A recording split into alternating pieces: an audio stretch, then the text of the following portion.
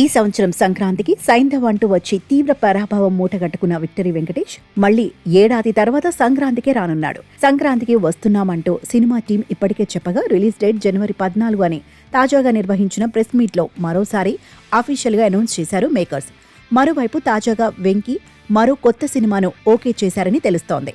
అన్నీ అనుకున్నట్లుగా జరిగితే త్వరలో సినిమా అనౌన్స్మెంట్ కూడా ఉండనున్నట్టు ఫిల్మ్ నగర్ లో గుసగుసలు వినిపిస్తున్నాయి.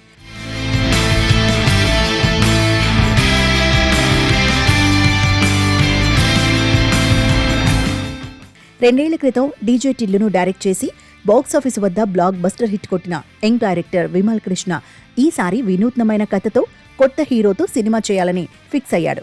ఈ క్రమంలో చాలా మంది హీరోలకు కథలు చెప్పగా అవేవి ఫైనలైజ్ కాలేదు.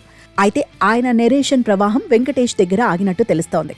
రీసెంట్ గా వెంకటేష్ కు విమల్ కృష్ణ ఓ కథ చెప్పగా ఆయనకు బాగా నచ్చిందని సమాచారం. కొన్ని మెరుగులు దిద్దాక అన్నీ ఓకే అయితే సినిమాను అనౌన్స్ చేయనున్నట్టు టాక్ వినిపిస్తోంది. డీజే టిల్లు సినిమా తరహాలోనే ఇది కూడా ఓ ఫుల్ లెంత్ ఎంటర్టైనర్ అని తెలుస్తోంది. వరుస షెడ్యూల్స్ తో గత కొన్ని రోజులుగా బిజీగా ఉన్న వెంకీ 2025 బిగినింగ్ లోనే ఈ సినిమా కూడా మొదలు పెట్టనున్నట్టు సమాచారం. ఇక సంక్రాంతికి వస్తున్నాం సినిమా తరహాలోనే వేగంగా సినిమా పూర్తి చేసి 2025 చివర్లో సినిమా విడుదల చేసే అవకాశం ఉందంటున్నారు. సురేష్ ప్రొడక్షన్స్ కూడా ఈ సినిమాలో భాగం అవ్వనున్నట్టు తెలుస్తోంది.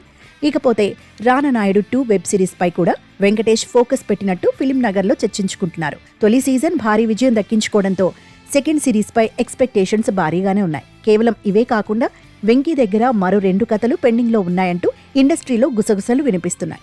ఏదేమైనా 2025లో తన డైరీ ఖాళీగా ఉండకుండా వెంకీ మామ ప్లాన్ చేసుకుంటున్నట్టు తెలుస్తోంది.